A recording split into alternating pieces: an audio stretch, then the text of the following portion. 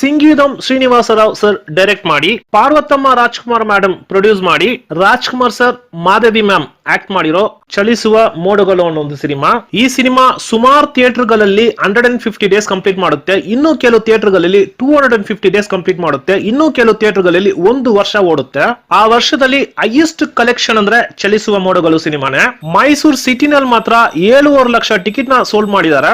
ಯೋಚನೆ ಮಾಡಿ, ಆಗಿನ ಕಾಲ ಜನಸಂಖ್ಯೆಗೆ 7.5 ಲಕ್ಷ ಟಿಕೆಟ್ ಸೇಲ್ ಆಗಿದೆ ಅಂದ್ರೆ ಎಂತ ರೆಕಾರ್ಡ್ ಅದು.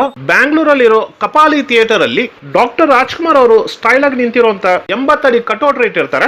ಆ ಕಾಲಕ್ಕೆ ದೊಡ್ಡ ಸುದ್ದಿ ಆಗಿತ್ತು. ಕಾರಣ ಬ್ಯಾಂಗ್ಳೂರಲ್ಲಿ 80 ಅಡಿ ಕಟೌಟ್ ಇಟ್ಟಿರೋ ಮೊದಲನೇ ಸಿನಿಮಾ ಡಾಕ್ಟರ್ ರಾಜ್ಕುಮಾರ್ ಅವರ ಚಲಿಸುವ ಮೋಡಗಳು ಸಿನಿಮಾನೇ. ಆ ಕಟೌಟ್ ತುಂಬಾ ಅಟ್ರಾಕ್ಟಿವ್ ಆಗಿ ಇತ್ತು. ಬ್ಯಾಂಗ್ಳೂರ್ ಸಂಪಂಗಿ ಥಿಯೇಟರ್ ಅಲ್ಲಿ ಎಷ್ಟೇ ದೊಡ್ಡ ಸಿನಿಮಾ ಇದ್ರು 1 ವಾರದಿಂದ 2 ವಾರದೊಳಗೆ ತೆಗೆದಾಕ್ಬಿಡ್ತಾರೆ. ಅದು ಎಷ್ಟೇ ದೊಡ್ಡ ಸೂಪರ್ ಹಿಟ್ ಸಿನಿಮಾ ಇದ್ರು 2 ವಾರನೇ ಲಾಸ್ಟ್, ಅದ್ರ ಮೇಲೆ ಓಡಿಸಲ್ಲ ಆ ಥಿಯೇಟರ್ ಅಲ್ಲಿ. ಅಂತ ಥಿಯೇಟರ್ ಅಲ್ಲಿ ಚಲಿಸುವ ಮೋಡಗಳು 85 ದಿನ ಓಡಿಸ್ತಾರೆ. ಅಂದ್ರೆ ಹತ್ರ 12 ವಾರ ಓಡಿಸ್ತಾರೆ ಆ ಥಿಯೇಟರ್ ಅಲ್ಲಿ. ಇನ್ನು ರಾಜ್ಕುಮಾರ್ ಸರ್ ಕ್ರಿಯೇಟ್ ಮಾಡಿರೋ ಎಷ್ಟೋ ರೆಕಾರ್ಡ್ಗಳು ಬ್ರೇಕ್ ಆಗದೇನೆ ಇದೆ.